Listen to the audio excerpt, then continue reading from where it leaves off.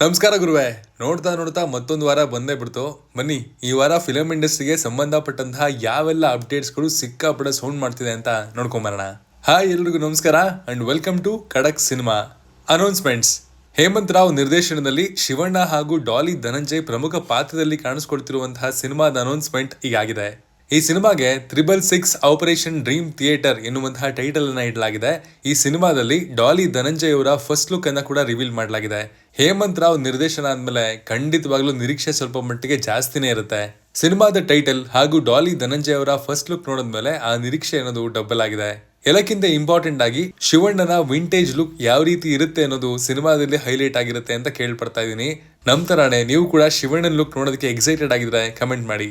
ರಾಮಾಯಣ ಸಿನಿಮಾದ ಟೈಟಲ್ ಅನ್ನ ಅಧಿಕೃತವಾಗಿ ವಿಡಿಯೋ ಜೊತೆಗೆ ಅನೌನ್ಸ್ ಮಾಡಲಾಗಿದೆ.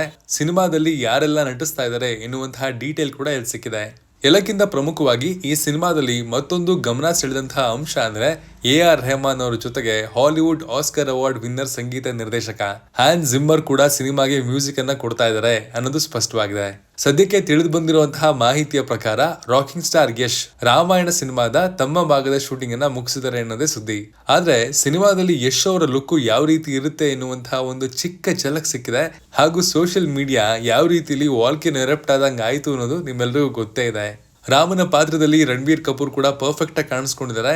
ಸಿನಿಮಾ ಬಿಗ್ ಬಜೆಟ್ ನಲ್ಲಿ ನಿರ್ಮಾಣ ಆಗ್ತಿದೆ ಹಾಗೂ ನಮಿತ್ ಮಲ್ಹೋತ್ರಾ ಅವರ VFX ಸಂಸ್ಥೆನೇ ಈ ಸಿನಿಮಾಗೆ ಕೆಲಸ ಮಾಡ್ತಿರೋದ್ರಿಂದ ಸಿನಿಮಾದ ಕ್ವಾಲಿಟಿ ತುಂಬಾನೇ ದೊಡ್ಡ ಮಟ್ಟದ ಸ್ಟ್ಯಾಂಡರ್ಡ್ಸ್ ಅನ್ನ ಇಂಡಿಯನ್ ಫಿಲ್ಮ್ ಇಂಡಸ್ಟ್ರಿಗೆ ಸೆಟ್ ಮಾಡುತ್ತೆ ಅನ್ನೋದು confirm. Action prince Dhruva Sarja ಹಾಗೂ ಪ್ರೇಮ್ಸ್ ಕಾಂಬಿನೇಷನ್ ನ ಬಹು ನಿರೀಕ್ಷಿತ ಸಿನಿಮಾ KD ತನ್ನ ಟೀಸರ್ ರಿಲೀಸ್ ಮಾಡೋದಕ್ಕೆ ಒಂದು ಸರಿಯಾದ ಡೇಟ್ ಅನ್ನ ಕೊನೆಗೂ ಫಿಕ್ಸ್ ಮಾಡ್ಕೊಂಡಿದೆ. ಎಸ್, ಸಿನಿಮಾದ ಟೀಸರ್ ಗಾಡ್ಸ್ ಓನ್ ಕಂಟ್ರಿ ಕೇರಳದಲ್ಲಿ ಒಂದು ದೊಡ್ಡ ಈವೆಂಟ್ ಜೊತೆಗೆ ಇದೇ ಜುಲೈ 11ಕ್ಕೆ ರಿಲೀಸ್ ಆಗೋದಕ್ಕೆ ಸಿದ್ಧವಾಗಿದೆ.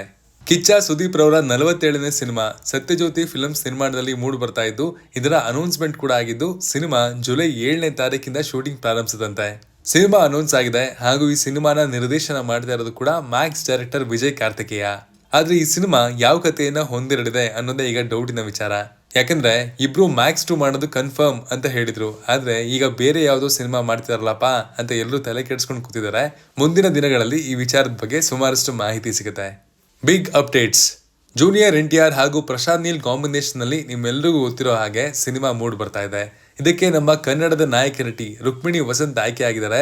ರಶ್ಮಿಕಾ ಮಂದಣ್ಣ ಅವರ ನಂತರ ಮತ್ತೊಬ್ಬ ಕನ್ನಡದ ನಟಿ ಅದೇ ರೀತಿಯ ಫೇಮ್ ಅನ್ನ ಪಡ್ಕೋತಾರ ಅನ್ನೋದನ್ನ ಕಾದೋಡಬೇಕಾಗಿದೆ. ಕನ್ನಡ ಚಿತ್ರರಂಗದ ಡಿವೈನ್ ಸ್ಟಾರ್ ರಿಷಬ್ ಶೆಟ್ಟಿ ಅವರ ಬರ್ಡೇ ಪ್ರಯುಕ್ತ ಹುಂಬಾಳೆ ಫಿಲ್ಮ್ಸ್ ಕಾಂತಾರ ಚಾಪ್ಟರ್ 1 ಸಿನಿಮಾದ ಪೋಸ್ಟರ್ ರಿಲೀಸ್ ಮಾಡಿದ್ದಾರೆ. ಪೋಸ್ಟರ್ ನಲ್ಲಿ ಒಬ್ಬ ವಾರಿಯರ್ ಅವತಾರದಲ್ಲಿ ರಿಷಬ್ ಶೆಟ್ಟಿ ಕಾಣಿಸ್ಕೊಂಡಿದ್ದು ಬ್ಯಾಕ್ ಗ್ರೌಂಡ್ ನಲ್ಲಿ ಯುದ್ಧದ ಸನ್ನಿವೇಶಗಳನ್ನ ರಿಫ್ಲೆಕ್ಟ್ ಮಾಡುವಂತಹ ದೃಶ್ಯಗಳನ್ನ ಕೂಡ ಪೋಸ್ಟರ್ ನಲ್ಲಿ ನೀವು ಕಾಣಬಹುದಾಗಿದೆ. ಪಂಜುರ್ಲಿ ದೈವದ ಸ್ಟೋರಿಯನ್ನ ಹೇಳೋದಕ್ಕೆ ಈ ಸಿನಿಮಾ ಹೊರಟಿದ್ದು ಈ ಪೋಸ್ಟರ್ ಆ ಕುತೂಹಲವನ್ನ ಇನ್ನೂ ಹೆಚ್ಚುವಂತಹ ಕೆಲಸವನ್ನ ಖಂಡಿತ ಮಾಡಿದೆ. ಅದೇ ರೀತಿ ಪೋಸ್ಟರ್ ವಿಚಾರಕ್ಕೆ ಬರೋದಾದ್ರೆ ಪ್ರಜ್ವಲ್ ದೇವರಾಜ್ ನಾಯಕನಾಗಿ ಕಾಣಿಸ್ಕೊಂಡಿರುವಂತಹ ಕರಾವಳಿ ಸಿನಿಮಾದ ಪೋಸ್ಟರ್ ಹಾಗೂ ರಾಜ್ಬಿ ಶೆಟ್ಟಿರವರ ರಕ್ಕಸಪುರದೋಳ್ ಎನ್ನುವಂತಹ ಸಿನಿಮಾದ ಪೋಸ್ಟರ್ ಕೂಡ ರಿಲೀಸ್ ಆಗಿದೆ ಅಂಡ್ ಇಂಪ್ರೆಸಿವ್ ಆಗಿದೆ. ಸಾಮಾನ್ಯವಾಗಿ ನಾವು ತರುಣ್ ಸುಧೀರ್ ಅವರನ್ನ ನಿರ್ದೇಶಕನ ಸ್ಥಾನದಲ್ಲಿ ಪ್ರತಿಯೊಂದು ಸಿನಿಮಾದಲ್ಲಿ ಹೆಚ್ಚಾಗಿ ಕಾಣ್ತೀವಿ ಹಾಗೂ ಕಾಣೋದಕ್ಕೆ ಇಷ್ಟಪಡ್ತೀವಿ ಕೂಡ. ಆದ್ರೆ ತರುಣ್ ಸುಧೀರ್ ಈಗ ನಿರ್ಮಾಪಕರಾಗಿ ಕೂಡ ಒಳ್ಳೊಳ್ಳೆ ಸಿನಿಮಾಗಳನ್ನ ಮಾಡೋದಕ್ಕೆ ಸ್ಟಾರ್ಟ್ ಮಾಡಿದ್ದಾರೆ. ನಟಿ ರಕ್ಷಿತಾ ಅವರ ತಮ್ಮ ರಾಣಾ ನಾಯಕನಾಗಿ ಕಾಣಿಸ್ಕೊಳ್ತಿರುವಂತಹ 2ನೇ ಸಿನಿಮಾ ಇದು. ಸಿನಿಮಾದ ಟೀಸರ್ ರಿಲೀಸ್ ಆಗಿದ್ದು ಇದು ಕನ್ನಡದ ಹುಡುಗ ಹಾಗೂ ತಮಿಳುನಾಡಿನ ಹುಡುಗಿಯ ನಡುವೆ ನಡೆಯುವಂತಹ ರೋಚಕ ಲವ್ ಸ್ಟೋರಿ ಅಂತ ಕಾಣಿಸುತ್ತೆ. ಸಿನಿಮಾದಲ್ಲಿ ದೊಡ್ಡ ಮಟ್ಟದ ಕಲಾವಿದರ ದಂಡೆ ಇದೆ.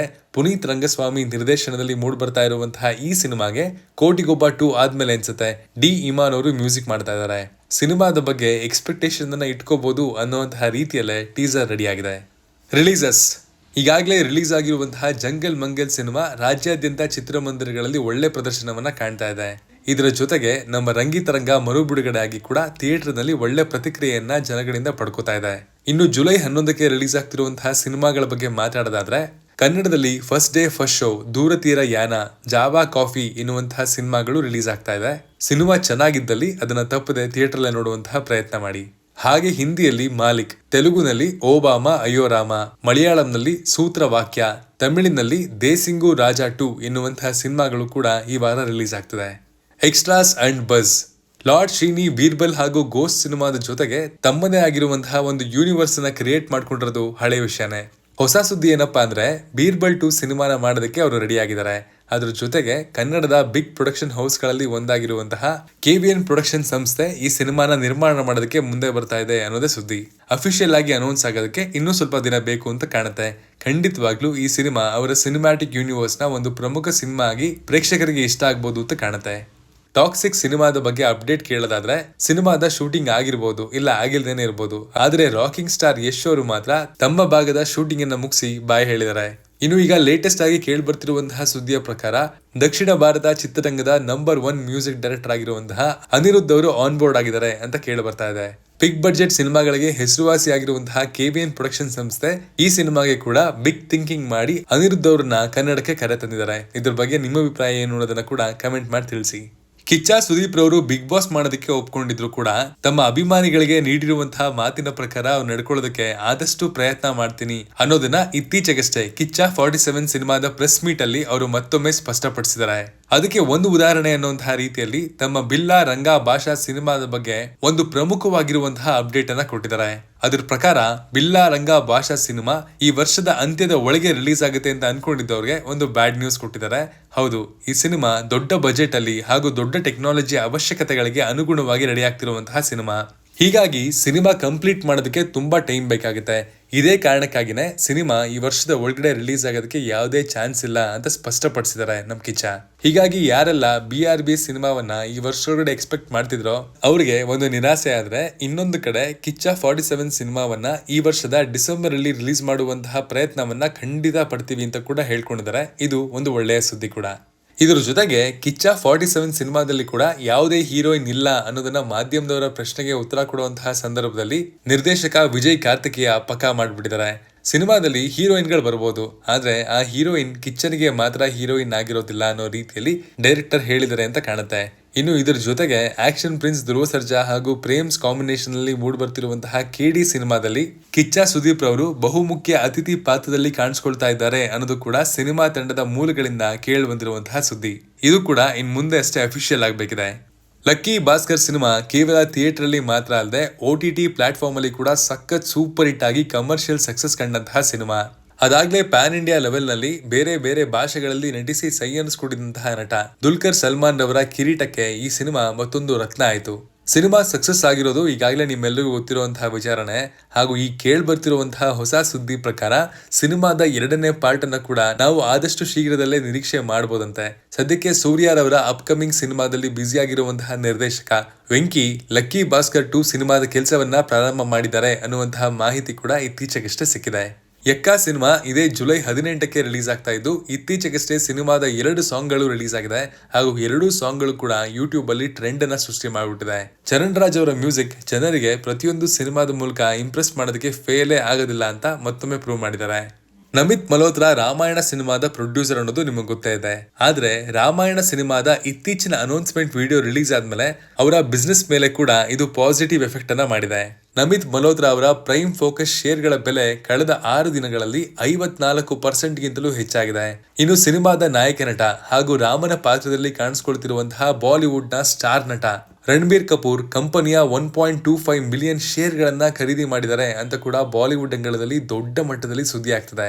ಸಿನಿಮಾ, ರಿಯಾಲಿಟಿ ಶೋ ಕಾರ್ಯಕ್ರಮ, ಅಡಿಗೆ, ಕ್ರಿಕೆಟ್ ಹೀಗೆ ಕಿಚ್ಚ ಸುದೀಪ್ ಸಕಲ ಕಲಾ ವಲ್ಲಭನಾಗಿ ಪ್ರತಿಯೊಂದು ಕ್ಷೇತ್ರದಲ್ಲಿ ಕೂಡ ತಮ್ಮದೇ ಆಗಿರುವಂತಹ ಪ್ರತಿಭಾ ಅನಾವರಣವನ್ನ ಮಾಡ್ಕೊಂಡು ಬಂದಿರೋರು. ಆದ್ರೆ ಈಗ ಆ ಸಾಧನೆಗಳಿಗೆ ಮತ್ತೊಂದು ಸೇರ್ಪಡೆಯಾಗಿ ಕಿಚ್ಚ ಸುದೀಪ್ ರವರು ಇಂಡಿಯನ್ ರೇಸಿಂಗ್ ಲೀಗ್ ಹಾಗೂ ಫಾರ್ಮುಲಾ 4 ನಲ್ಲಿ ಕಿಚ್ಚ ಕಿಂಗ್ಸ್ ಬ್ಯಾಂಗ್ಳೂರು ತಂಡದ ಓನರ್ ಆಗಿದ್ದಾರೆ. ಆಗಸ್ಟ್ ನಲ್ಲಿ ಸ್ಟಾರ್ಟ್ ಆಗಲಿರುವಂತಹ ಈ ರೇಸಿಂಗ್ ನಲ್ಲಿ ನಮ್ಮ ಬೆಂಗಳೂರಿನ ನಮ್ಮ ಹೆಮ್ಮೆಯ ಕಿಚ್ಚನ ತಂಡ ಕಣಕ್ಕಿಳಿಯಲಿದೆ. ಇದಕ್ಕೊಂದು ವೆರಿ ಆಲ್ ದ ಬೆಸ್ಟ್ ನಮ್ ಕಡೆಯಿಂದನೂ ಇರಲಿ. ಚಾಲೆಂಜಿಂಗ್ ಸ್ಟಾರ್ ದರ್ಶನ್ ಅವರ ಡೆವಿಲ್ ಸಿನಿಮಾದ ಬಗ್ಗೆ ಯಾವುದೇ ಅಪ್ಡೇಟ್ ಸಿಗ್ತಾ ಇಲ್ಲ ಅಂತ ಡಿ ಬಾಸ್ ಅವರ ಅಭಿಮಾನಿಗಳು ಆಗಾಗ ಬೇಸರವನ್ನ ಮಾಡ್ಕೋತಾನೆ ಇರ್ತಾರೆ. ಬಿಕಾಸ್ ನಾನ್ ಕೂಡ ಲಾಸ್ಟ್ 2 ವೀಕ್ಲಿ ರೌಂಡ್ ಆಫ್ ಗಳಲ್ಲಿ ಡೆವಿಲ್ ಸಿನಿಮಾದ ಬಗ್ಗೆ ಯಾವುದೇ ಅಪ್ಡೇಟ್ ಗಳಿಲ್ಲದೆ ಏನನ್ನೂ ಹೇಳಿರ್ಲಿಲ್ಲ. ಈಗ ಒಂದಷ್ಟು ಮಾಹಿತಿಯನ್ನ ಕಲೆ ಹಾಕಿ ಒಂದು ಅಪ್ಡೇಟ್ ಸಿಕ್ಕಿದೆ. ಅದು ಅಭಿಮಾನಿಗಳಿಗೆ ತುಂಬಾ ಖುಷಿ ಕೊಡುತ್ತೆ ಅಂತ ನಾನು ಖಂಡಿತ ಹೇಳಲ್ಲ. ಅದೇನಂದ್ರೆ ದಸರಾ ಹಬ್ಬಕ್ಕೆ ನೀವೇನಾದ್ರೂ ಡೆವಿಲ್ ಸಿನಿಮಾ ರಿಲೀಸ್ ಆಗುತ್ತೆ ಅಂತ ಕಾಯ್ತಾ ಇದ್ರೆ ಅದು ನಿಮ್ಮನ್ನ ಸ್ವಲ್ಪ ಡಿಸಪಾಯಿಂಟ್ ಮಾಡಬಹುದು. ಯಾಕಂದ್ರೆ ದರ್ಶನ್ ಅವರ ಟಾಕಿ ಪೋರ್ಷನ್ ಶೂಟಿಂಗ್ ಆಗಿರ್ಬೋದು, ಆದ್ರೆ ಸಿನಿಮಾದ ಕೆಲಸ ಇನ್ನೂ ಕೂಡ ಮುಗ್ದಿಲ್ಲ. ಸಿನಿಮಾದ ಸಾಂಗ್ ಶೂಟ್ ಗಳು ಕೂಡ ಬಾಕಿ ಇದೆಯಂತೆ. ಅದನ್ನ ಫಾರಿನ್ ನಲ್ಲಿ ಶೂಟ್ ಮಾಡುವಂತಹ ಪ್ಲಾನ್ ಅನ್ನ ಕೂಡ ಸಿನಿಮಾ ತಂಡ ಇಟ್ಕೊಂಡಿದೆ. ಹೀಗಾಗಿ ಸಿನಿಮಾ ದಸರಾ ಹಬ್ಬಕ್ಕೆ ರಿಲೀಸ್ ಆಗೋದು ಬಹುತೇಕ ಡೌಟೇ. ಸಿನಿಮಾ ಡಿಸೆಂಬರ್ ನಲ್ಲಿ ರಿಲೀಸ್ ಆಗುವಂತಹ ಸಾಧ್ಯತೆ ಹೆಚ್ಚಿದೆ. ಇದಾಗಿತ್ತು ಈ ವಾರದ ಸುದ್ದಿ. ಮುಂದಿನ ವಾರದ ಇನ್ನಷ್ಟು ಇಂಟ್ರೆಸ್ಟಿಂಗ್ ಸಿನಿಮಾ ಸುದ್ದಿಗಳ ಜೊತೆಗೆ ನಾನು ನಿಮಗೆ ಮತ್ತೆ ಸಿಗ್ತೀನಿ. Signing off, Manu.